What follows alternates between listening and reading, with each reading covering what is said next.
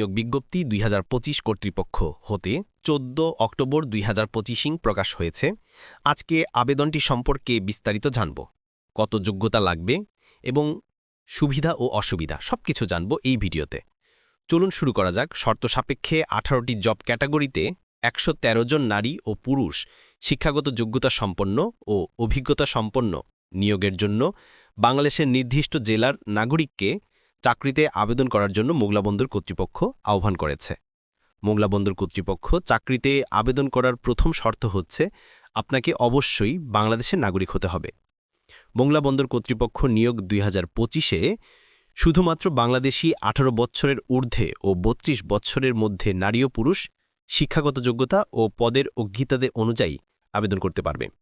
মোংলা বন্দর কর্তৃপক্ষ চাকরিতে আবেদনের ক্ষেত্রে কিছু পদের জন্য অভিজ্ঞতা প্রয়োজন রয়েছে, আবার কিছু পদের জন্য অভিজ্ঞতার কোনো প্রয়োজন নেই। তবে অভিজ্ঞতা সম্পন্ন চাকরির পদের বেতন তুলনামূলক একটু বেশি অভিজ্ঞতা প্রয়োজন নেই পদের চাইতে।